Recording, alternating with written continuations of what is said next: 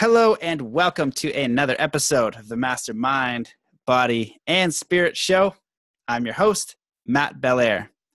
Today's guest is a co-founder of Wisdom at Work and are regarded as leaders and early pioneers in the global mindfulness revolution, the contemplative science, and the collective wisdom movements.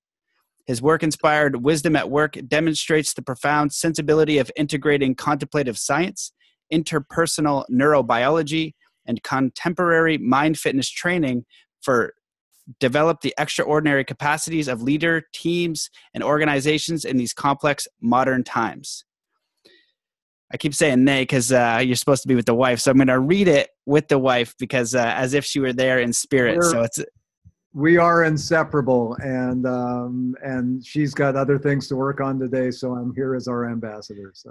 Yeah, I know. She's so wonderful. I was hoping to see her, so you're going to have to pass on my love. So I'm going to read it as if she were there because, yeah, you guys are definitely a wonderful unit, but I'm glad you're here representing the team. So I'm going to the she is named Michelle, so I'll see if I can find the photo and screen share for a moment, but carry on, Matt. Okay, cool. Well, they were among the first people developed and introduced mindful leadership and mind fitness-based programs within mainstream medical, higher educational, organizational, sports, government, and military arenas beginning in the mid-1970s. They have worked with Google, NASA, the Pentagon, just to name a few. They have also received praise from His Holiness the Dalai Lama, who wrote them saying, "You are presently engaged in work that has great prospects for bringing the Dharma, the inner sciences of human transformation, to a very wide section of people who may not, under ordinary circumstances, come into contact with these teachings. I am very pleased about the work that you are doing and send you blessings and prayers for your success. Welcome to the show, Dr. Joel Levey, and in spirit, Michelle Levey." What's up, brother? Thanks, Matt. It's really a joy to see you here. I'll just bring a photo of Michelle in here just so that people know my other half and just my beloved. This woman's incredible. We just celebrated our 36th anniversary together. So what an amazing journey this has been. So. Oh yeah, that's amazing. I'm glad you brought that up. Because we met in Toronto, and we were doing a project for mindfulness and sport, and that's how I met you both. And you're very incredible people and a very powerful duo. So it's really great to catch up after a long time. I know you've been just traveling around the world, Europe, you're in Hawaii, you're just all over the place. So your background is extensive. Maybe you can just give a little brief background in how you got to where you are today, because you have been in the mindfulness game, meditation, all that field for an extremely long time. And I'm so excited to finally be able to share some of your wisdom to the listeners. Thanks, Matt. Yeah, we've been talking about having this conversation together and sharing it for quite a while. And I remember when we first were invited to work in NASA, our contact there said, "Would you be willing to come in and do some work here with our folks at NASA?" And we said, "Yeah, we'd be happy to." He said, "You just have to make one promise." And we said, "What's that?" He said, "You have to be really patient." So good things take a long time. I think, for your listeners to put things in perspective, when I first started my research in the nature of consciousness and, working as the lab tech at the Consciousness Research Laboratory at University of Washington, was back in the very colorful early 70s, which was a glorious and rather fractalian time to be exploring consciousness. When I was first gluing sensors on people's skulls to look into their brain waves to see what was going on, we were using 12-channel Beckman EEG machines with squiggly ink pens, putting ink over copious amounts of paper streaming by, And if we got an oscilloscope, that was like really high tech. So now I'm walking around with this stuff on my devices, and can put on a Muse headband and watch my my EEG screaming by on my phone. So I feel really, really privileged to have been in that, rather golden generation of kind of cool dudes and dudesses that, went off to Asia in the 60s and started exploring plant medicine and wondering who we are and what's possible and how could we make sense out of things in an age when my generation was being drafted straight out of high school and sent to a rather misguided fascist war in Southeast Asia. I mean, it was a horrendous time and a time of just busting loose and seeking for alternatives. And the news every night showed body bags coming back from Vietnam. And, all of my mentors and school teachers, even in high school, were saying, look, kids, it's time to wake up.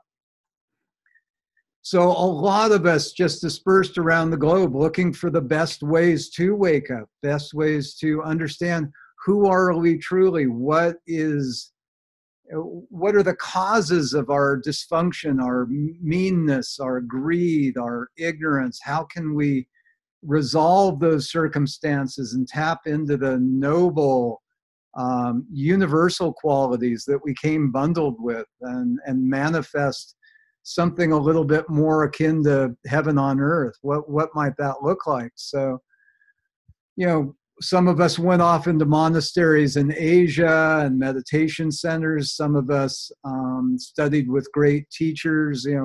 For Michelle and I, we've literally had hundreds of teachers over the last 50 years that we've been exploring. And then we came back and we maybe trimmed our hair or changed our costumes a little bit and went back into academia and became PhDs in various sciences and got jobs running laboratories, or in my case, running the stress management and biofeedback program for a large HMO and teaching holistic health and contemplative science graduate programs at universities. And a lot of us have just found our way into the New York Times or into the British Parliament or into various places where we're like up to Bodhisattva mischief to bring a deeper wisdom, a deeper compassion, a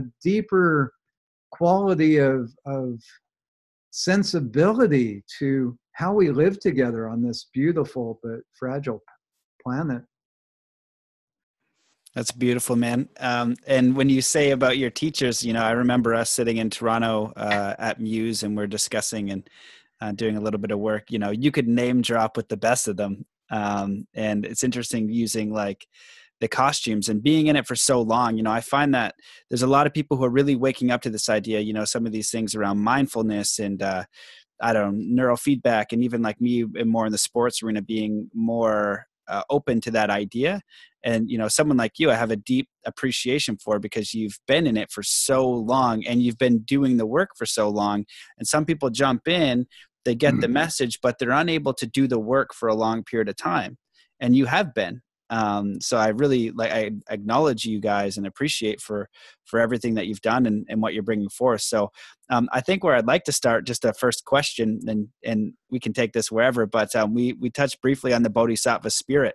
And so always before the podcast, I set an intention for the highest good of all to, and you basically took that before I said it and added some deepening words, some beautiful words, and doing it on your own. And I think that's a big part of it, is setting your intention with what you're doing each and every day, with what you're doing each and every moment. So I wonder if you can just share what does that mean? What is the Bodhisattva spirit and your philosophy or ideas around it? Thank you, Matt. I just get this wonderful bundle of body rush and tingles as you invite us to go there. To me, the primary motivation for my whole life is really, technically described in the Bodhisattva spirit. Bodhisattva is, the Bodhisattva tradition comes out of the Mahayana Buddhist tradition, but it's universal. It's this impulse, this organizing principle, this passion and intention to dedicate our lives to awakening to our true nature and highest potentials in order to activate those same innate indwelling highest potentials within all beings. And imagine, if you're listening to or watching this this live stream or a replay of this, imagine right now just pausing for a moment and just maybe looking into your heart and saying, what's important for me? What do I really want or desire in my life? Who am I really? And to listen for your guidance on that, to be mindful how that intention comes to you, that you're looking for wholeness, or you're looking for freedom, or you're looking for justice or love or health. And imagine that you could just clarify that intention at a personal level and then add a universal harmonic to that for the benefit of all. May I come to greater peace within myself, not just for my own self, but in order to activate the potentials for within all beings to move more towards peace, or more towards wholeness, or more towards well-being. And just that, each of us are like raisins in the great cosmic sticky pudding, and that as we change the vibe and the resonance and the radiance of our self, the ripples of that shining forth like a light within our heart, as we brighten this light within our heart, that light is instantly reflected in the heart jewels of all beings everywhere. So even in this moment, we can taste the potential of that.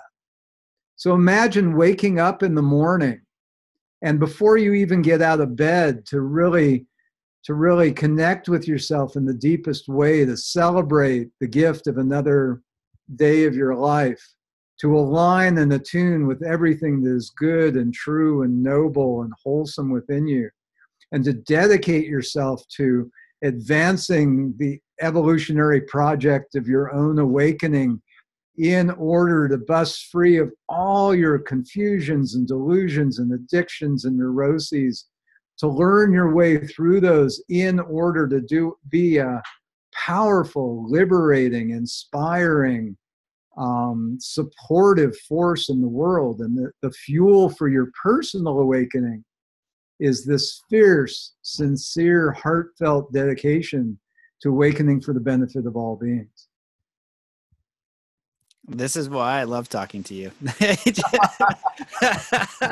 Yeah, it's interesting for me because, when I listen to people, and so maybe somebody wants to come on the podcast, or I'm talking about spirituality, when I look at what they write or what they say to me on deep questions, that's how I can filter where they are in their own progression. And when I talk to you, it's so clear,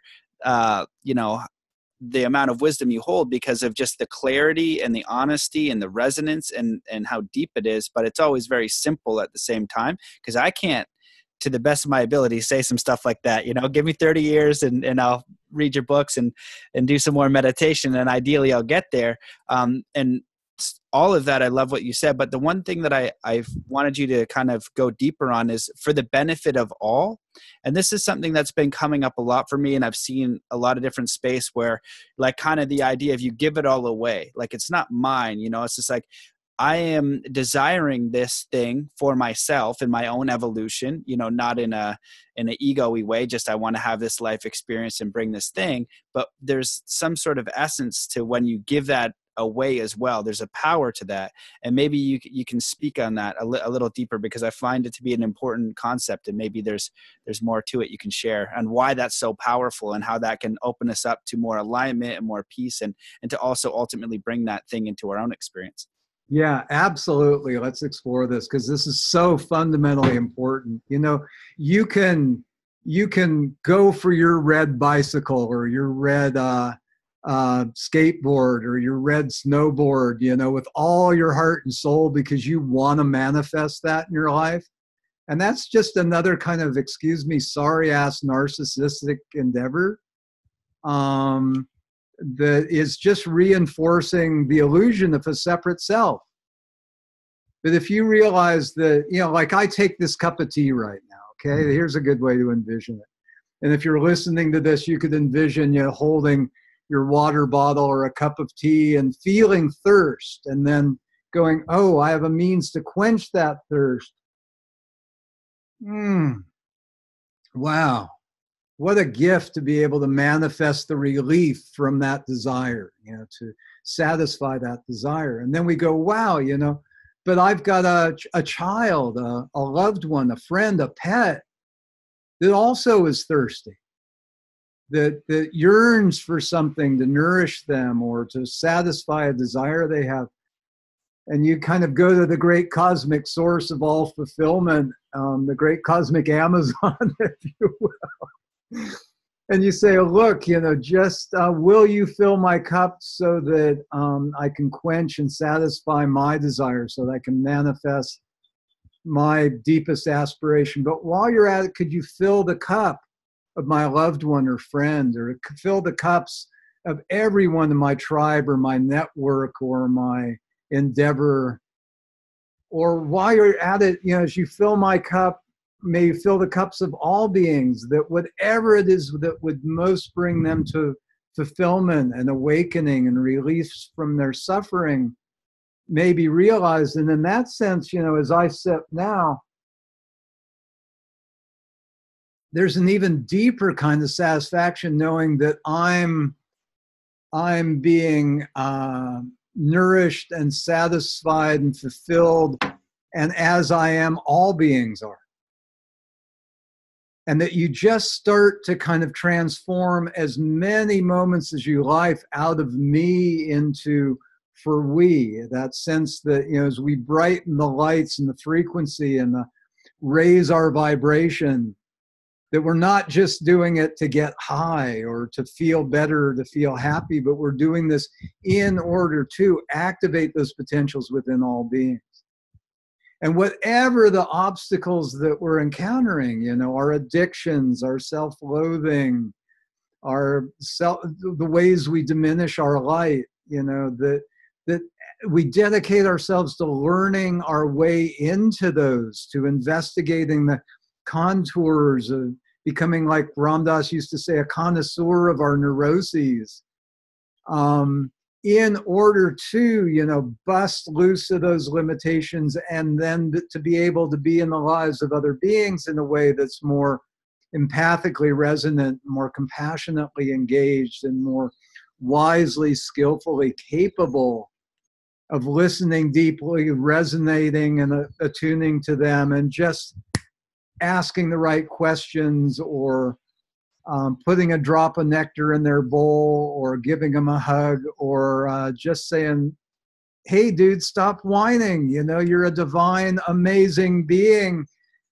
Meet me there, just let your light shine a little bit brighter into this darkness that's consuming you in this moment, because that light's never diminished. And, for me, as I teach, as I give voice to this stuff, as a brother and a mentor and a friend for you, and like you were saying, you could stammer for 30 years and try and, for me, it's just, I go into the space and I describe it. It's like, can you meet me here? Can you sense a luminosity at the core of your being and brighten that light? And as you do, can you sense or imagine or affirm that as you brighten that light, it's instantly reflected in the deepest heart jewel dimension of all beings everywhere, and Shazam, you can taste it a little bit. Yeah. Oh yeah. Yeah. 100%. I like how you use the word like invite me there, and it's almost, I don't know why my marketing brain is kicking in, but it's just in marketing, you'll want to identify your audience. And so when you're explaining something to somebody and where you are in that space, when you're saying these words, it's like, can I come there with you? Can I get to that level? And a lot of people would just be like, holy smokes, like that's an interesting space. And so I'm curious, like you've worked with like the Pentagon and NASA and these peak performance things. And so I got like a personal question on like, we're going military minded. They have a different mindset. They need peace. There's like PTSD. There's all kinds of stuff. They're also taking actions that might be more traumatic, let's say, or lots of other words. What are you hoping to give them? Because I know from their perspective, they're probably looking for high performance, quote unquote. They hire you, but for you, what is it when you're teaching that you'd like to offer people? If you could just push a button and they have it, what would be the things that they take away from and they live with from day to day? I think a greater sense of presence. That like when we worked with the military, I walked into the medical center one day when I was working there. The phone rings. It's an old student of mine who's actually a ski instructor and a peak performance martial artist dude who a really dear brother named Bud Cook. And Bud calls and say, hey, Wiz, because he used to call me Wizard, So, hey, Wiz, how'd you like to design the Ultimate Warrior training program for the Special Forces? And I said, Bud, what have you been smoking? And he said, no, look, I just came back from a meeting with the Delta Force at the Pentagon, and they've just released a study that showed more than twice as many men and women committed suicide when they came back from war than died in combat. And he said, there's a lot of shame and a lot of grief in that. And they're looking for some kind of program to equip people with capability to go into just hellacious environments and not do excess damage, but to be a force for good. And they don't know what to do. And they've asked, I said, I know some people who could help put together a program, and I'm calling, and can we get together and design something to give to them? And that turned into what was called by them the Jedi Warrior Training Program. It was a secret 6-month-long full-time immersion program training 25 Special Forces troops, like 2 SEAL Team 6s, to be trainers. And we had a lab with $200,000 worth of biofeedback and neurofeedback equipment, to teach them massive neurohacking, and we called it biocybernautic training. We took them on a month-long silent Vipassana style retreat called the encampment rather than a retreat, that was designed with us by Tangpulu Sayadaw, who's one of the living treasures of Burma, and the student Rina Sarkar, who's a really close teacher of ours. They helped us design the protocols for that. We worked with their families. We did mission simulations. We did Aikido with them. And we had pages and pages of deliverables for the program, but the bottom line mission for it was, could we teach them to recognize and befriend their inner enemies and stop the war inside? And just looking here. Yeah, to recognize and befriend their inner enemies and to stop the war inside. That was the main mission that we had with these guys. And it was an amazingly transformative program. The essence of it was, I'm not finding what I wanted to show you. The essence of it was, to realize that within all beings, no matter how badass they may be, no matter how ignorant they may be, is, if we peel away the clouds, there's just clear blue, vast, stainless sky. With these soldiers, who were willing to sacrifice their life for something larger than themselves, which is a noble endeavor. We brought Brother David Stendelrost in at one point. He's a Benedictine monk, incredible teacher. And his opening words were, when I was impressed into the Nazi army, and he started talking about, as a young man, when Hitler's troops came into Austria, he had the choice of dying or going into the Nazi army. And so he did a stint there. And when he got out, he became a Benedictine monk, dedicating his life to helping all beings as much as he could. But within probably 10 minutes, Brother David had so ennobled these men to appreciate the sacred core of their willingness to sacrifice their life for something larger than themselves, that within 5 or 10 minutes, he had probably half the guys in tears, just touching something really noble and sacred within them. We're 3 weeks into a month-long silent Vipassana style retreat, and I gave a talk one night on interdependence and how all things and all beings are related.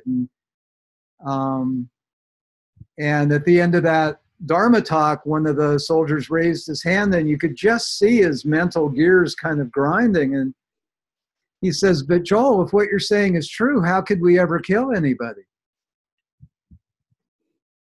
And to which we responded, "Let's talk about that." And, we sat for hours that night talking about, what does this mean?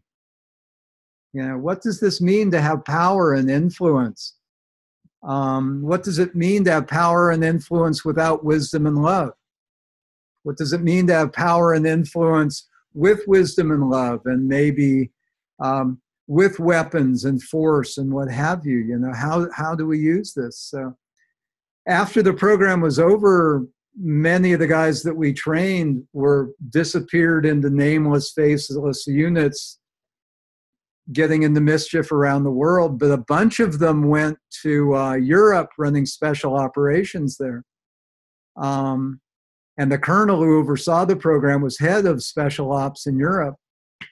And we interviewed Ken when he retired, and we said, "What are you most proud of after decades of service to your country?" And he said, "I'm most proud of the number of covert humanitarian operations that we were able to run that helped thousands of people, and nobody ever heard of it."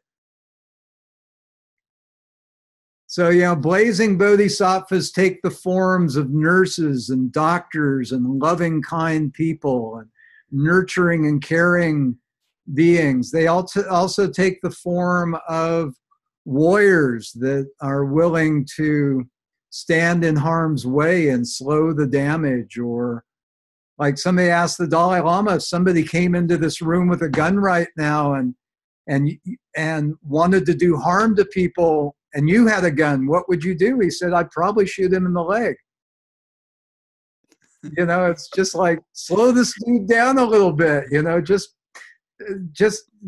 help him get his wits about him. You know, you don't want to just go straight to lethal force. You know, it's like immobilize things. The mission that gave rise to our work with the Army came out of our buddy Jim Channon's work with the 1st Earth Battalion within the Army. It was a vision for what the military might look like if it was a earth stewarding force to provide protection and help in the world. It was the vision for the military for the year 2000 that was hatched back in the 80s. And Jim wrote a book called Evolutionary Tactics, a manual for the 1st Earth Battalion.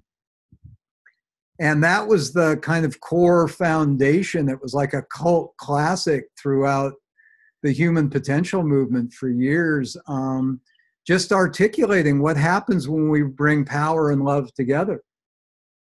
And discipline, you know, that really allows us to just, you know, do no harm, but to manifest wisdom and strength and compassion in the highest way. I think our military throughout the world and a lot of world leaders could use a heavy dose of this, a heroic dose of this kind of training at this time in the world. Wow, that's beautiful. I wanted to write down that book. What was his name? Jim Channon. And the book was Evolutionary Tactics, a manual for the 1st Earth Battalion. That's amazing. It reminds me of The Men Who Stare at Goats. Have you seen that? Yeah, actually, the Jeff Bridges character in Men Who Stare at Goats was modeled after Jim. That makes sense. Yeah, so it's really moving.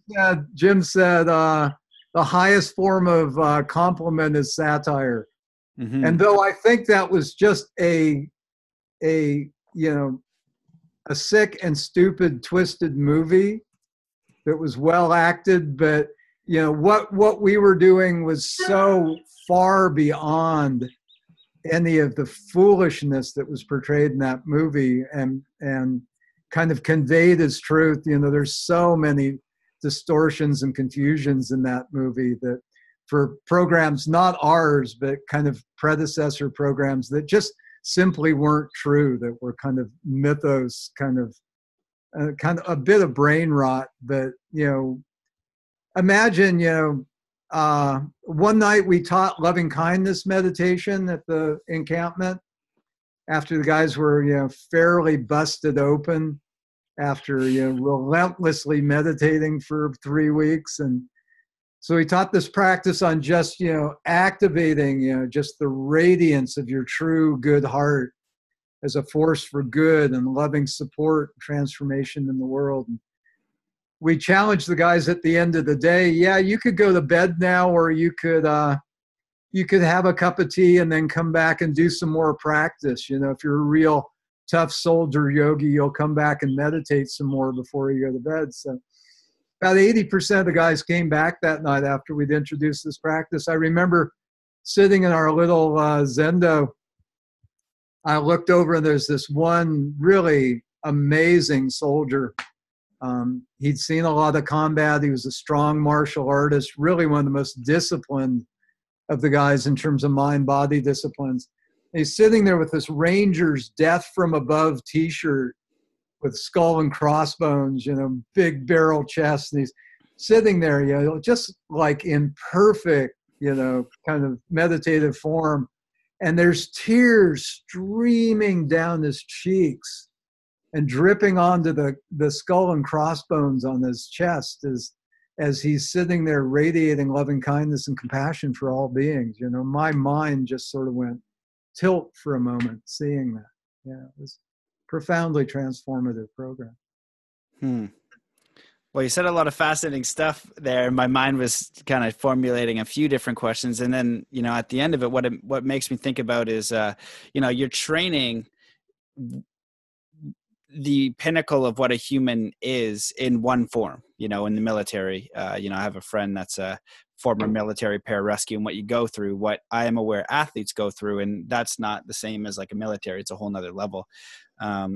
Teaching them about love and kindness for all beings.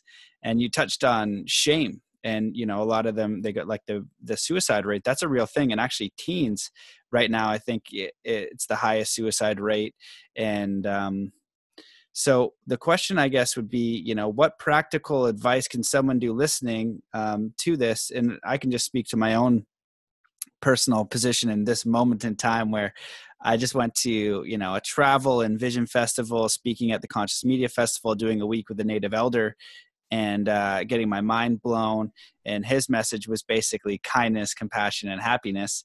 And I'm like, okay, cool. And I would ask him these really deep questions, and they would always come back in a very simple and practical way, in which I believe you offer that as well. And so I'm just sitting in the car, and I gotta sort out life stuff. You know, I don't know where I'm going to live, I don't know what I'm doing with myself. Like, I knew that part of my life, that window was taken care of, but now I'm back to sorting stuff out. And many people are in the realm of sorting stuff out. They got things to do. They got problems to solve. They got mouths to feed, whatever the case is. And how can we invite this like peace in, like this real deep peace? And also people who are going, they call it shadow work or whatever, that shame. There's a lot of things that we do that we feel shame for. And I was talking to Robert Grant, who's a friend of mine who's going to be coming on the podcast, who's a super successful business guy and also has become a mathematician and just really coming up with some interesting stuff. But a really brief part of our conversation was about the Adam and Eve story. And he's like, it wasn't so much that Adam and Eve had sinned and had the apple. What happened was the shame was right away, and they're hiding. And so they feel this shame, and then that comes a spiral, and then there's blame, and then there's anger, and then there's all these things come from like doing the thing that you quote unquote feel is a mistake or is bad in this polarity thing. But now you're living with shame. And I think so many people live with shame and anxiety, and they're like, oh, I did this thing years ago and now I can't function in peace. And so maybe you can just take that rant and formulate your own question and some feedback my way. Oh gosh. Part of the journey is embracing our unique version of humanity wholeheartedly. And I think there's a lot of people, it's like I caught the meditation wave when it rolled into North America, in the late 60s, early 70s. I was at the first years of Naropa Institute and, sitting a lot of the first meditation retreats with these incredible teachers. And I mean, there were so many people going for it in those days. And what I've really seen is, honestly, if you read the small print, it says, courage is required to sustain a practice. Because when we sit down to do any kind of internal practice, even if it's, just standing at the gate ready to run a slalom course or some really gnarly drop, on your snowboard up at Whistler or whatever, just that moment of, holy shit, what have I gotten myself into? When you sit down on your meditation cushion or you stand there in the chute, just, shaking, trying to find some steadiness, the kind of courage and the kind of compassion that's required to, one of the Rinpoches used to say, meditation is one insult after another. To open our hearts and minds to just sit in the fire and smell the smoke and to acquire more deeply what is this shame or this guilt or this sadness or this anxiety or fear or whatever. I had the good fortune after years of doing consciousness research in the laboratory at the University of Washington and then sitting dozens and dozens of long meditation retreats. I was invited to run a stress management clinic for a large medical center in the Seattle area. Stress management, biofeedback. I also ran the pain center. And a lot of the work was around teaching people who were anxious not to get anxious about being anxious. And people who were tense not to get tense about being tense. And people with shame not to be ashamed of being ashamed. And people with anger not to get angry about being angry, It's bad enough already. Don't just, throw another log on the fire. And I think as this work has evolved, there's a really fantastic bundle of research and teachings that are available. You could just, any of your viewers could just search for self-compassion on the web. And you'll find some wonderful guidelines. The basic kind of structure for the self-compassion practices is to have enough presence of mind to go, oh, this is a moment of suffering. It's a moment of doubt. This is a moment of fear. This is a moment of shame. This is a moment of suffering. That's number one. Second step is suffering is a part of life, or grief is a part of life, or shame is a part of life. Just to normalize it, to realize, this is something pervasive through humanity. It's not that I'm all screwed up, but I'm just having the inoculation of this larger condition. So this is a moment of suffering. Suffering's a part of a normal part of life. Third step, may I be kind to myself. To really begin to crack the heart open to ourselves, to have mercy, like the Sufis say, Bismillah ar-Rahman ar-Rahim, may we have mercy and compassion. May I be kind to myself. And the fourth step, may I give myself the kindness I need. What would that look like? Would it be a walk? Would it be a nap? Would it be a real, superfood meal? Would it be some time in nature? What does giving ourselves the kindness we need look like? So that's one set of practices. Another, I'll just illustrate this a little bit. Got my screen share here. You had mentioned we've had a lot of teachers. Here's some images of various teachers we've had. This is actually for some folks, that's a picture of me back in 1978 with the abbot of the largest monastic university in Tibet. That's amazing. Look at that hair.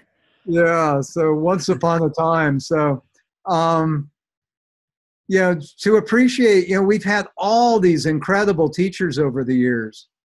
And your listeners have also had mentors and aunties and grandmothers and grandfathers and really dear brothers and sisters that are sources of strength and love and support and inspiration. We've had hundreds of these amazing teachers for whom we are just super, super grateful. So as a practice, rather than sitting here shaking in our boots, thinking we're all alone in this endeavor, imagine, just right now, reach out with a hand and hold the hand of some beloved teacher, okay, or mentor. Actually do that. Get kinesthetic, okay? And as you reach out to them, imagine that you can breathe in and draw their love, their strength, their wisdom, download all of their files that you need to just come streaming into you like rays of rainbow light and goodness and strength. And as you breathe in, you can receive that. As you breathe out, you can radiate your thanks and your love back to them. So each breath's a gesture of receiving and radiating. And then as you reach out to them, envision that they in turn reach out to their mentors and all of their teachers. And they in turn reach out to all of their mentors and all of their teachers. And it goes way, way back. And that you become, or we become, like a mountain pool fed by the streams, countless streams from different mountaintops, from different mentors, from different ancestors, of wisdom and love that's been passed down from generation to generation. That as we breathe in, we receive all that light and strength and wisdom and power and love, and we radiate our love and our gratitude back to all of them. So that we're not engaged in this endeavor alone. You can envision reaching out with both hands or a zillion hands and hooking up with all those people whose books you've read that have inspired you, whose podcasts you've listened to, all those like streaming into your consciousness 24/7, never extracted from that matrix of just profound loving support. So we receive from that and we radiate our gratitude, but then we can receive from that to help us open our heart to our shame or our anger or our anxiety, and radiate gratitude. But then we can receive that. We can also then radiate our loving support and our inspiration to everyone who looks to us as a friend or a mentor or a teacher or an example of the kind of person that we might become. So there's that sense of, as we reach out to the sources of strength, we reach out to our children who reach out to their children, who reach out to their children, who reach out to generations to come. As we, really find our center, we extend that kind of strength and center for all beings who we're connected to. So there's this, again, this Bodhisattva spirit of, and this practice of, in the Buddhist tradition, this is taking refuge, that we're merging our heart and mind and aligning and attune ourselves to our teachers, to the stream of their wisdom teachings, to the community of the awakening beings who have some realization and really have cracked open the portal of their wisdom eyes to see more clearly, and that we are inseparable from that matrix. If we think we're walking around separate, then throw our devices away. It's like, if I can punch into my WhatsApp list or my Facebook groups and go Shazam to 4,875 people that are following us or friends of us, then, it's ludicrous to think that we can't pop a prayer that's just going to, tickle the hearts and souls of all beings everywhere, because the same miraculous, mysterious dimensions connect us all. So again, we're working with whatever our wound may be, our vulnerabilities may be, in order to open our hearts to that, so that all beings might find greater freedom. And we're not doing it for our own just sorry ass little self, it's ennobling at that level, that we can really dedicate it in that way. And this isn't just a Buddhist trip. You can find versions of these kinds of teachings, aligning and attuning to spiritual ancestors and dedicating ourselves for the benefit of all. You find harmonics of that in every wisdom tradition, indigenous or more Judeo-Christian. It's all there. So those are a couple of ways to dance with the shadow and the darkness. Also, one other practice that's really quite profound is the practice of Tonglen, which means taking and sending. It comes from the Tibetan Mahayana tradition. And in the same way that we can breathe in light and fill ourselves with light and transmit and radiate that light, we can also breathe in the darkness of the fear, the shame, the pain that we feel within our local body or within the larger body of life that we share. And we can imagine that we can breathe that in like waves of darkness or smoke or heat that dissolves into some pure quantum, noble, invulnerable, sky-like dimension of our true heart, just breathing in the fear, the pain, the agitation, and letting it dissolve, and breathing out calm and confidence and steadiness. So we breathe in the compost, melt it down completely, not a trace of it left, and then we radiate the antidote, the goodness, back to ourselves and our local body, back to everybody else with heartaches or headaches or anxiety. We breathe it all in from ourselves and the larger body. We breathe it out, extending those waves of goodness and activating those potentials within our personal body and mind and within the larger body and mind we share with all beings. Wow, that was incredible. Really beautiful and really practical. I think that dealing with shadow work, it's become like a hot topic, and I see some stuff out there that I feel is not the most, the results will be variable anyways. And I think that my favorite thing was reaching out to the masters, like the yogi tradition. It's a lineage. Same with David Lombard. It's an oral lineage of these teachings.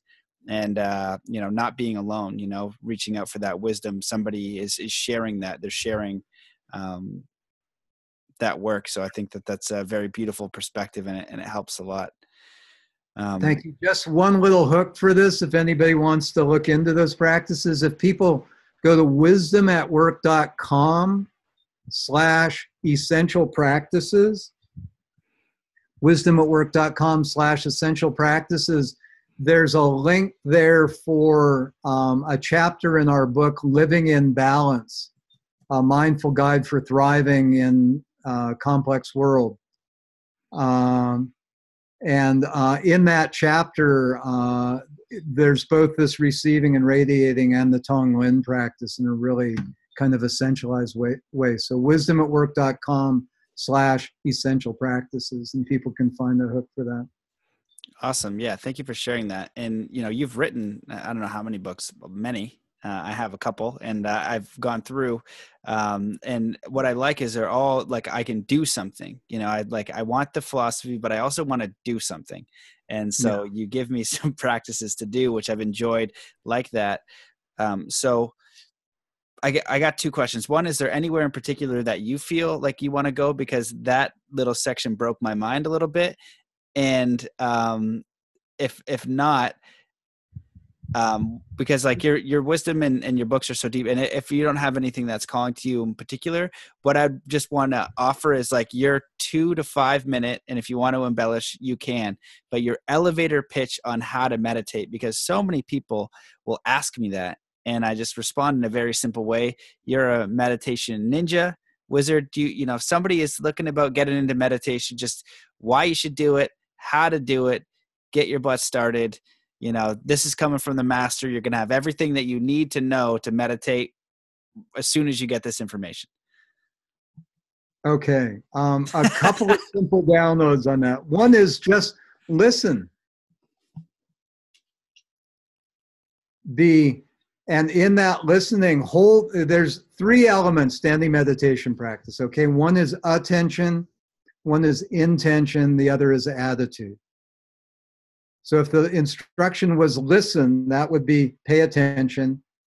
Then the intention is continue to listen. Notice when your mind wanders off from not listening, and just hold the intention to listen. And then the attitude would be listen in a way that is curious, open, accepting of whatever's arising, and with a sense of warm-heartedness or love. So be awake, listen, be present, listen with your eyes, your ears, your body. Just hold the intention to maintain that awareness and do it with curiosity, openness, acceptance, and love. The acronym is COAL for that, or COLA if you want to mix it up a little bit. So that's one way in. You know, the other is, this receiving and radiating, is creative meditation. You're conjuring up images in your mind that have some potency. You're holding the intention to connect with a larger frame of reference or a larger frame of reverence. You're doing that with a sense of curiosity and openness, acceptance and love. So that's a creative meditation, receiving and radiating. There's the Tonglen of gathering in the darkness, the pain, the fear, the anxiety, radiating, healing, loving, soothing energies. Yeah, let's look at meditation for a minute, because there's so much confusion about what meditation is. How many kinds of sports are there, Matt? Hundreds, thousands. How many kinds of music are there? Same, hundreds, thousands. How many kinds of medicine are there? Thousands. Yeah. So same thing with meditation. It said that the Buddha alone taught 84,000 different methods to train and transform the mind, to kind of melt down the energies, kind of the inner alchemy of our poisons and neuroses and confusions, to kind of reveal the goodness, the innate goodness and wholesomeness of our highest potentials. So in the same way, there are a zillion different practices of meditation. They cluster into different methods.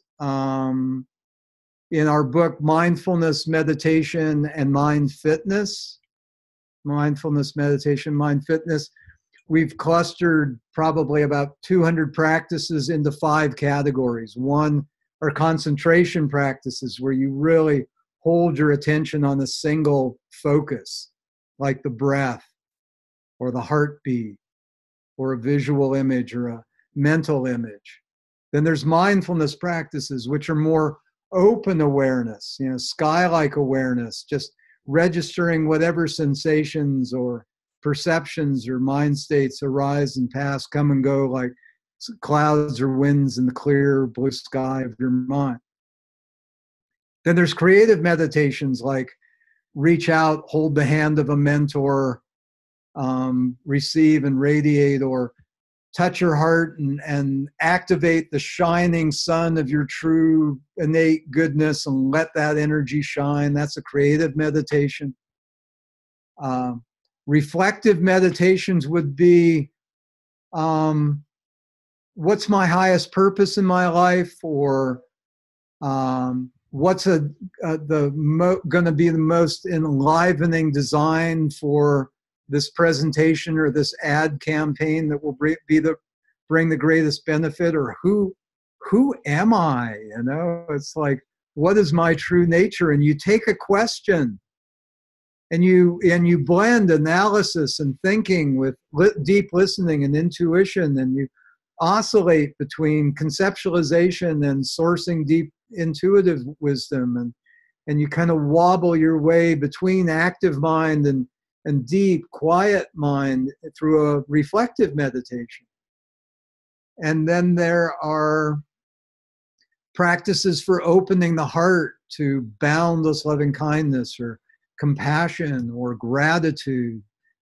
There's heart-centered practices. So in our book, Mindfulness, Meditation, and Mind Fitness, we kind of go into those 5 clusters of concentration, mindfulness, creative meditations, reflective meditations, and more heart-centered practices.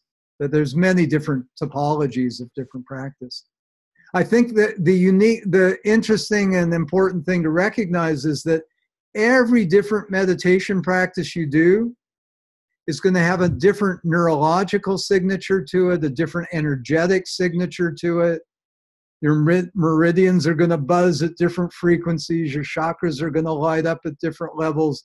Different neuropeptides are going to get released. And that the more we practice in those ways, then the more we retool and reshape the nervous system and the energy system through neuroplasticity. So that as we train our minds, we're rebuilding and retooling our brains and opening up, new levels of capability for how we can rock our world. Beautiful, brother. There's a lot of practical info in there. And what it made me think of was, we go to the gym and there's all these different exercises that we can do and we train our body. And that's the thing for me in Zen Athlete is like, why the heck are we not teaching our kids to use their mind to be better at sport? And really, I think the arching theme from that is like, hey, there's no wrong way to do it. And what you're doing is you're going into the mind gym. You're going into your thoughts. You're going into the inner workings of how your brain work. You're starting to look at how you think and why you're acting a certain way, where these thoughts come from, what level that you can reach, what's happening back there. And you're adding it as a practice. And that's like shining light onto the darkness. You're looking at these unconscious, subconscious programs within yourself. And so now you're going to have more understanding of who you are, of what you are, of how you think, of how you tick. And it becomes a very essential, fundamental practice, and I feel like, you don't have to take it seriously, just, even if you want to give yourself 10 minutes a day, just of like pick one and just observe and see what comes up. But what you're doing is if you are out of shape and you just decide you're going to go to the gym, you don't exactly know what the heck you're going to do the first day, but you can start to learn, you can start to figure things out. You'll probably, look like a kind of a bit of an a-hole at the beginning because you don't know what's going on, but then you start to learn and you figure it out, but just have the courage to go take a step to adopt that practice. And I feel like it's really fundamental because our thoughts and our mind are what are shaping our reality. And the more light we can bring into the subconscious, unconscious parts of ourselves, why we might flare up in anger, why do we not feel good enough, why are we shameful, what are these thoughts, and look for opportunities to grow out of that, to expand beyond that and alchemize that pain. And I like the Tong Lin of bringing in the darkness, because everyone's like, no, keep the darkness away. It's like, no, like take that in and alchemize it within your being, knowing that you are still whole and you're still good enough and you're still, worthy and loved. And that doesn't need to define you with the proper awareness, but you might have to go through a bit of a process. So really beautiful and powerful stuff. Do you want to add something? Yeah, I do. One thing with the Tong Lin, breathing in the darkness and the pain of yourself, which you can just start there, but then maybe you'll think of a friend who also has joint pain or headaches or frustration, and then just naturally you include them, and then somebody else comes to mind, then everyone who's suffering in that way, and meditation just naturally expands. What can give you the strength and the steadiness to actually embrace that darkness is by reaching out to the allies and drawing in the strength and feeling yourself embedded within that matrix of loving support of all the ancestors or lineage holders or beloved, trusted spiritual friends. If you start with that, gathering the light and the strength and radiating your gratitude and use that as the foundation, then it's easier and more sensible to then embrace some of the darker, heavier, more difficult and challenging aspects. And as you do that, to sense like the sky is inside of you, as you're breathing in, there's no place for anything to stick. It's just, you're completely transparent and open, and whatever is embraced comes into just the dimension of your true heart, where it's completely released. And Michelle, if you're around, could you go out and ask whoever's using a chainsaw not to do it now? That'd be great. Appreciated. Yeah, we're at we're at Dorje Daichin Ling, the land of indestructible great bliss on the big island of Hawaii, our learning center here, 20-acre permaculture farm and learning center, kohalasanctuary.com to catch a glimpse. Couple things I wanted to say just about the train your mind, change your brain aspects of this. If this is the threshold of awareness, okay, and everything below this is too subtle to be aware of, and everything above this we're aware of. The path of mind training and mindfulness is learning to listen at deeper and deeper and deeper and deeper and subtler levels, so that all of a sudden my awareness is here, and everything that was previously unconscious to me down to that level is now I'm able to embrace that. And with awareness, there's choice, okay? Without awareness, the demons of habit are running my life, okay? But as I refine my awareness, I have more awareness and more choice. So we can refine awareness through meditative, mindful training deeper and deeper and deeper.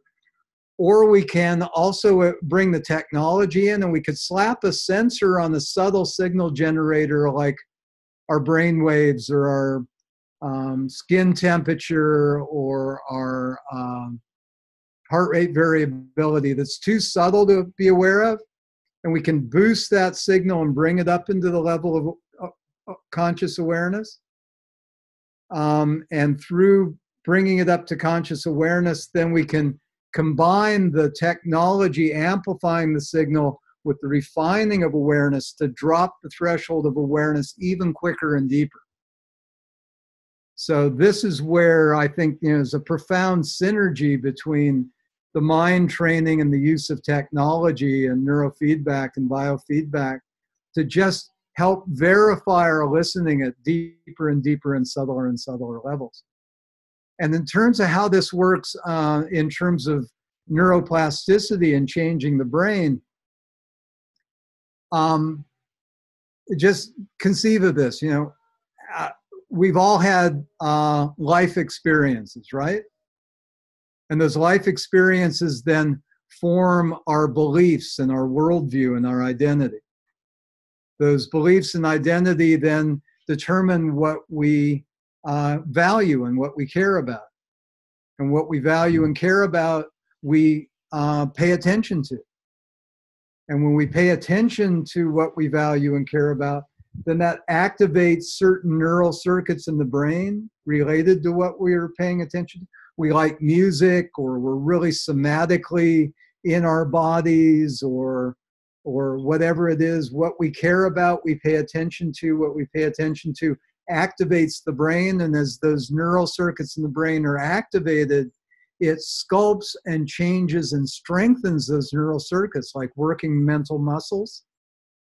And those neural circuits become stronger, and then those neural circuits set like the filters that determine how we experience the world. And those experiences then in turn shape our beliefs and our values and what we care about. So you can see that by training our minds, we can begin to retool and question our beliefs, our attitudes, our worldviews, what we care about, what our priorities are, and what we pay attention to. And that over time, there's just this alchemical metamorphosis that can allow old dysfunctional ways of thinking and behaviors and things just to naturally exfoliate and to allow the goodness and the wholeness of our truer, higher potentials just to come forth and emerge more fully. Beautiful, brother. You shared a lot. You shared a lot there. Okay.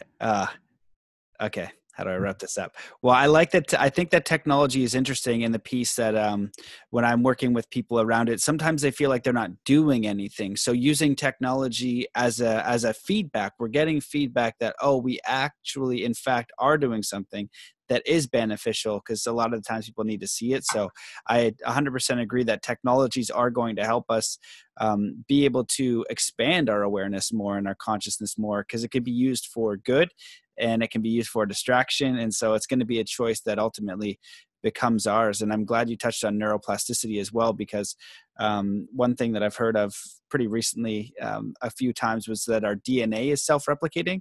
I can't confirm or deny this, or like our bodies, like we're a self-replicating machine. We have, 70 to 90,000 thoughts a day, and most of them we repeat. And so if we can start to change our internal dialogue, change our thinking, bring awareness, then we'll change our language and what we speak. And this creates our reality, our mind, and then what we speak into form. We're going to begin to create reality. And you can think of this in a very simple way. I'd like to use like the body and mind, like everything. So we've got a very overweight person who has a terrible diet, who works a job that they hate, and everything in life is terrible. And if they can just begin to write down, what is it that I want, in a journal, they write it down. What would I prefer? How would I get healthier? And they start to think these thoughts, and then they take an action. They begin to write it down. And then at first they might not be able to get a lot of clarity around it, but over time, each and every day, they're filtering through, because it's at the beginning of that neuroplasticity. The bigger that memory or that habit is, the more brain, neurons and everything you've got activated. So it's going to take a little bit. It's the hardest at the beginning. And if you can just keep writing it down, keep thinking, keep expanding, over time, you're going to speak different words. You're going to take different actions. You're going to have different thoughts, and your brain will literally have a different frequency. You'll change it from, radio signal 40.2 FM, which gives you the overweight and the diabetes and the job that you hate and the terrible friends that backstab you and the reality that sucks. And then you've now switched it maybe 70 FM, where your friends are pretty decent. Your body's feeling pretty good. You don't have to worry about diabetes. Your job is not amazing, but it's a big, huge upgrade from before. And then you're now on this road of defining your reality, because you're coming to that awareness of, what's going on in your brains, how you're speaking into reality, and you become a creator. And, you go that next level, and you wish this for all beings, that's where the compassion comes from, because you got to save yourself first. You can't heal somebody if you're broken. You can't, do those things, give love if you don't have any for yourself. You can't give kindness if you hate yourself. So it's, kind of saving yourself first. So I think that those were really, really profound thoughts. And it's not exactly in the vein, but I really wanted to ask this because it's been coming up for me lately. When we're talking about reaching out to the ancestors or guides or masters, like Babaji in the Autobiography of a Yogi, our Yogananda will say that in that book, if you speak Babaji's name in a loving manner, he'll come and, not in physical form, but he'll come and he'll give you some energetic love. And when I was with David Lombard, he talks about having the spirit guides, right? And or talking to God. And he's just like, I was like, well, how do I pray? Like, what's the best way to pray? He's like, talk as if they're standing right in front of you. And so it's kind of like, it shifted my thinking, where I thought about that before as like being real beings. And I believe that on a dimensional scale, they can hear you and they're physical. I'm just curious your thoughts on that, because it shifted it for me a little bit, where I'm like, oh, hey, Yogananda or Babaji, I could really use some clarity around this piece of my life. Could you support me, please? And it just kind of changed the way that I interacted with that spiritual realm, because in one sense, if you're looking at this and you're like, oh, that guy's crazy, he's like talking to himself. From a spiritual sense, it's like, hey, this guy's having a good dialogue of prayer. And I would like to bring the power of prayer to a lot more people, because religion for me was one that I kind of shut off some of those aspects because I didn't agree with some of the practices. So I kind of it took me a while to figure out what of those practices I wanted to adopt and create a view for myself that was very empowering, but using the principles. So I'll leave it to you to comment on that. Yeah. It's great. It's beautiful, Matt, just to see you light up about, wow, I'm messing around with this, and it's really working for me. And Can you say more about that? I think, you know, it's this kind of applied research in our lives, this kind of curiosity, this kind of, you know, drive and excitement for learning that's really the fuel for this journey. And then that's supercharged by realizing you're doing this not just for yourself, but in order to be able to pass it on to your Facebook friends or your children or generations to come, or activate those potentials for all beings. As you're speaking, a few things come to mind. One of our teachers is Zalman Schachter Shalomi, who's a mystical Hasidic rabbi. And Zalman used to say, we're praying all the time. If we're lonely, we're praying for companionship. If we're hungry, we're praying for food. If we're hurting, we're praying for relief. You know, so to begin to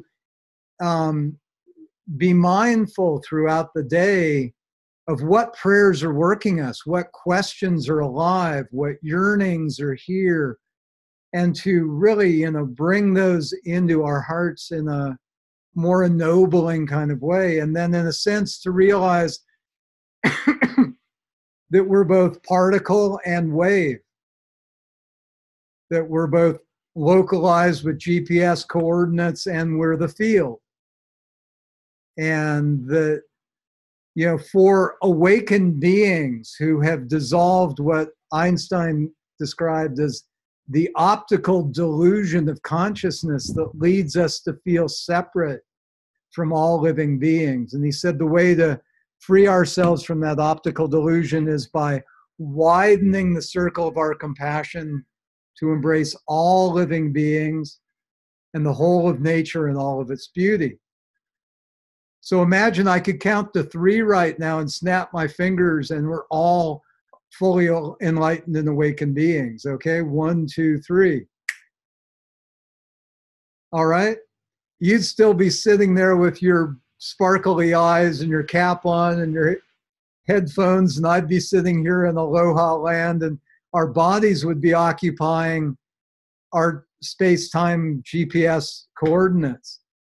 The radiance of our being would be rippling out as photons and as light and electrons through all the grids that we're a part of. Like there's the body of the sun, and then there's the heliosphere of the sun. But the inner core of our true hearts and minds would be like space. Okay, boundless, infinite space. And at that level, there would just be one of us here. Okay?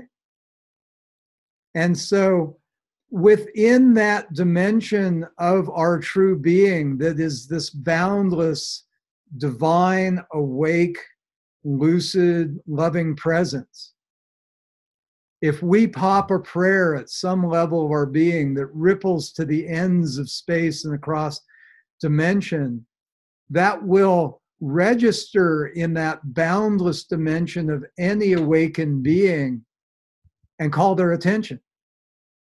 In the same way that, you know, if your knee is hurting, that ripples out and you're aware of your knee. It's part of the wholeness.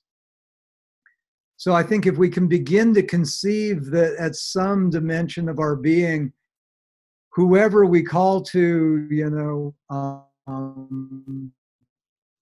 in a prayerful way, it could just be, oh, great mystery, or whatever other name or label we want to give to it. Or, you know, that as we put out that vibe, that wish, that prayer, that yearning, that call for help, that you know, just as the wave goes out, it immediately draws in, like a current of injury in the body, drawing in healing energies that immediately available to us are the spiritual and the energetic resources that we need.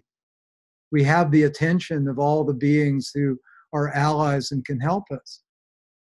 And just to add one little piece of science trivia to this, you know, if we can begin to conceive of ourselves, you know, like we're here on the big island, Hawaii, you know, there's really strong astronomical community.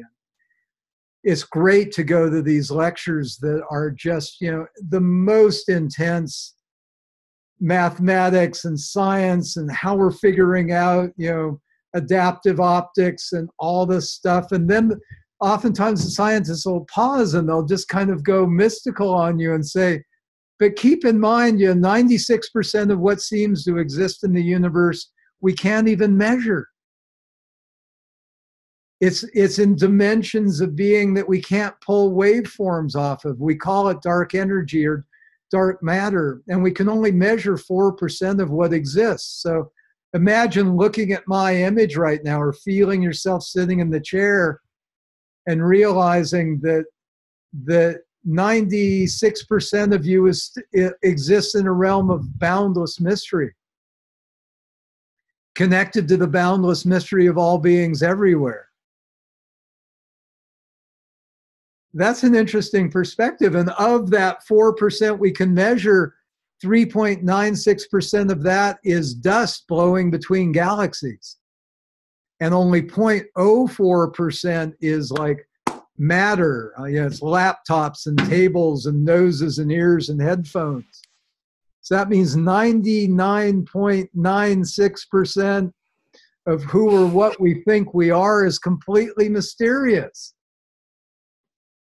So, let us pray, let us just honor the deep mystery. If we start to doubt it, just pick up our device and text a friend and just marvel at how does that work? And realize we really don't know, but we do it anyway because we trust it. We have faith in the technology, in the alchemy of it, in the capacity and the potential of that. And we, on the basis of faith, we step forward and we live our lives and we use our tools as best we can. But what there is to learn here is fathomless. And I think just one last little fractal spin to toss in here, we can read about this stuff. We can watch lots of YouTubes and media and inform ourselves and travel around and, what have you, but there's none of that is really going to transform us in the way that deep, continuous, ongoing, sincere, heartful inner practice is going to do. We've really got to pray and meditate ourselves deeper and deeper into this in order to retool our energy system, our nervous system, to begin to open the portals of possibility in terms of how energy and information streams through this matrix of mind and body in a truly enlightening and informative and inspiring kind of way, that there's no substitute for deep, intense practice. I hardcore agree with that. Yes. And when you're going through we all start where we are, it's just our gratitude journal, 3 acts of kindness a day, setting our intention for the beginning of the day, reflecting at the end of the day, just things like that. And in that spirit, I have to say, I've been on this journey for 50 years in a conscious way now. I give thanks for that. I just turned 65 and I started when I was 15. Yeah. I remember I was dancing with, I don't know if you know, Jeet K up in Vancouver. I do. Yeah. Totally. We were at Earth Dance down at Kitsilano one point, and he said, "How old were you when you got activated?" And I said, "I was 15." And he went, "Wow, that's great," But just to appreciate, this is a journey.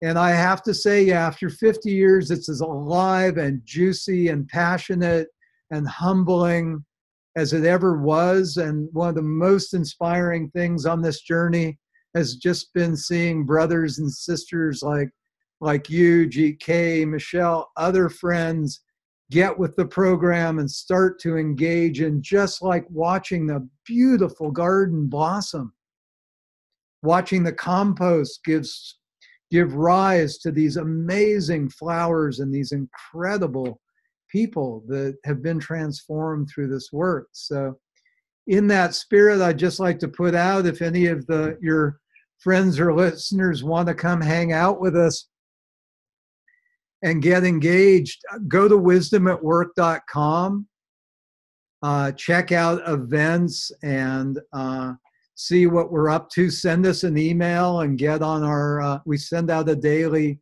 email.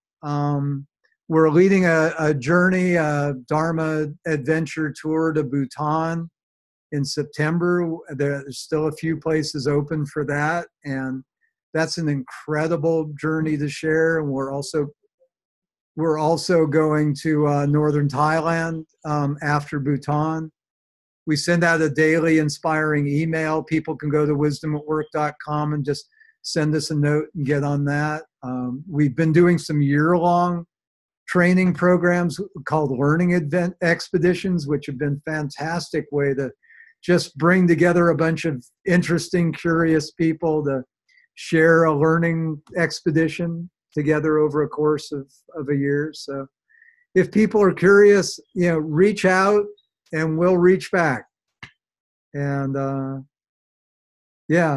of the joys is really being able to share this journey with people and share some of what we've received from our amazing teachers and to pass that on, especially to people who will pass it on to others and take it to heart.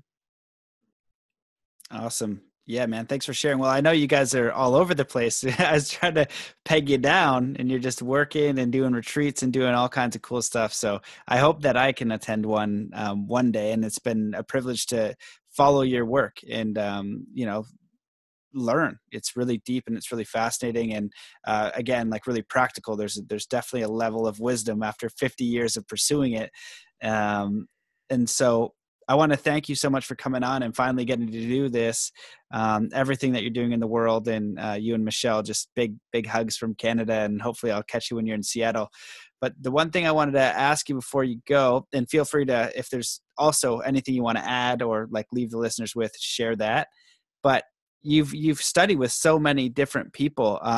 Do you have some favorite books or some favorite teachers that if people want some good mindfulness and mental nutriments, like who do you feel is giving some good wisdom and has done the work and is sharing some quality information? Because I think that, with my age, the 20 to 30, there's lots of people on YouTube. The younger generation is becoming conscious and they're sharing things, and that's great. I like it, but I also see that there's a level of wisdom, and a lot of cultures have elders, and there's a real big difference between somebody who's been doing it for 50 years and somebody who was working at a job and they had an awakening and all of a sudden they did a meditation course. It's just like, it's good, but like there's levels to this. And I see you as a black belt. That's what I say is like, I'm in the game. I've been in here for a while. I might have like a purple or get into a brown belt, but like there's black belts out there, man. And that's what I want to learn from. So I'm just curious if you can share some.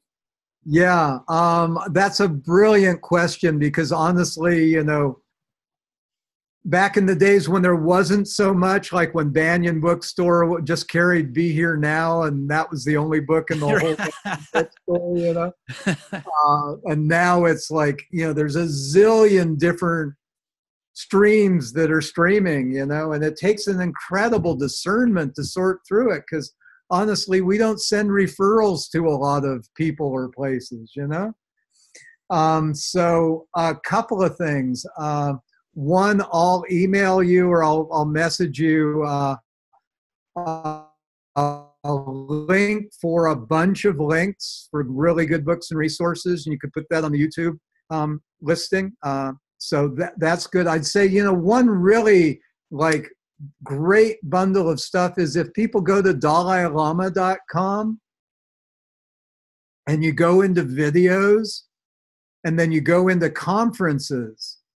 There are whole collections of like 5-day conferences with the Dalai Lama and different scientists and different meditation teachers in dialogue around some of the best stuff going on around the globe for, maybe decades past. So that's one really good link, DalaiLama.com, videos, conferences. His Holiness is really the real deal. He's an extraordinary man. Matthieu Ricard, scientist, Tibetan teacher, brilliant author, really strong practitioner. He's been one of the lamas in the lab for a lot of the neurohacking, meditation, contemplative science research. Matthieu's book, Altruism, is brilliant collection of insights that are really good.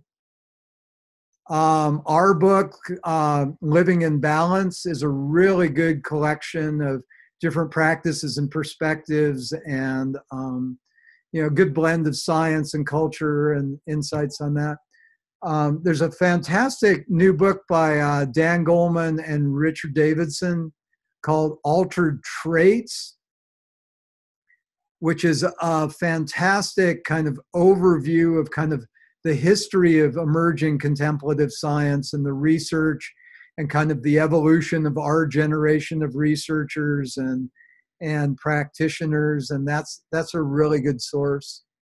And if anybody just wants to go wisdomatwork.com and, just like send us a message and say, send me some links. What's some of your best stuff? I'd be happy to do that. Also, you had said something about connecting. We're going to be leading a 5-day retreat up on Orcas Island over a Labor Day weekend at Indralaya Center on Orcas Island this summer, end of August into beginning of September. So lovely place, really great setting, wonderful. It's kind of our annual inexpensive retreat that a lot of people show up at. So you or any of your listeners or friends would be welcome to come on down to Orcas and meet up with us there. So just reach out, connect, get on one of our email lists, come to Bhutan with us. Just stay in touch and you'll know what kind of mischief we're up to. And it's also fine, especially for you, Matt, but anybody, if you're looking into a teacher or a resource and you just want to do some reality testing on it, it's fine to reach out and say, do you know anything about this teacher, this book, this retreat, this practice? And I'm happy to share my biases with you or my experience. Some things I'd say really go for it. Other things I'd say maybe a little sketchy. Others I'd just say haven't a clue, never heard of them, but happy to be a resource like that. Awesome, man. I appreciate that. And I just want to say one more time, I appreciate you very much. And I appreciate Michelle. So make sure you give her a big hug for me. So great to see you. Thank you for continuing to walk the path and just accumulate epic wisdom through experience and share that with others. There's, not much more I could ask for in a human being. So I love and I appreciate you deeply. Is there anything you wanted to leave the listeners with before we close out? Yeah, just in the same way that we began in this Bodhisattva spirit, the spirit of tikkun, of repairing that which is out of sync with our wholeness. As you said, we've all accumulated so much inspiration or insight or patience from us being together in this way. The one last practice is this practice of dedication, which is a good thing to do at the end of an interview or the end of a day or any good endeavor, a good run. It's just to gather all the vitality and the strength and the inspiration that's come from us being here together in this holy way, in this way that's dedicated for the highest good for all, to gather this goodness into our hearts and minds and to radiate it and offer it like a beacon of inspiration and blessings for all beings. To gather this goodness into like waves of light and to pour this light in the continuum of our beings that might light our way and inspire us forevermore. To gather this goodness into our hearts and to extend it to all of our loved ones and friends and networks and all we care for, adding our light to their light with the wish that it might be received however it's most needed for the highest good at this time. And then just going supernova with this dedication to let this flow from our hearts into the hearts of all beings everywhere, across space, across time, across dimensions, to add our light to theirs with the intention, may this be received in the way that is most enlightening or helpful for all beings at this time. If they need hope, may it give them hope. If they need comfort, may it give them comfort. They need wisdom, may this open their hearts and minds to a deeper wisdom. To gather this goodness that we've received and share it boundlessly for the benefit of all beings.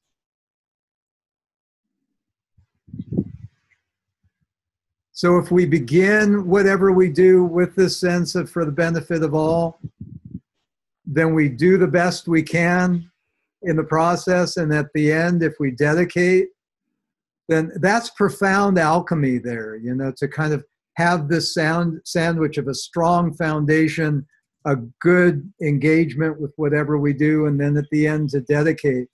That's really a profound kind of wisdom and knowledge to bring into any endeavor of our lives, to bring that kind of matrix of meaning into it is quite extraordinary. My parting thought. Thank you, brother. Yeah, I appreciate it. Well, it's nice for me because I've always done it at the beginning, but now I have a closing thing that I can offer as well. So thank you, brother. I really appreciate that. Happy to share. Try doing that at the end of every day, you know, just whatever goodness is accrued or distilled through the endurance or the engagement with the day. And then at the end of the day, before you go to sleep, you know, just to let it be shared in a boundless way. And then in the morning when you wake up, the first moment that you're awake, and you give thanks for that, again, to align and attune to your highest intention for the benefit of all. Call in the allies, really anchor that noble intent first thing in the morning, ideally before you even get out of bed, and then go forth, and then at the end of the day to dedicate. So the whole day is then held in the crucible of that kind of, you know, profound alchemy and wisdom. It's really an extraordinary way to live your life. Man, yeah, that's yes, amazing. I'm going to do that. Okay. Awesome. Well, I love you, brother. Thank you so much. Okay. See you guys. Thanks for listening. Okay. Ripple, ripple, ripple in the best of ways for all. Love you, brother. Peace. Take care. Peace and love. Yes. Thank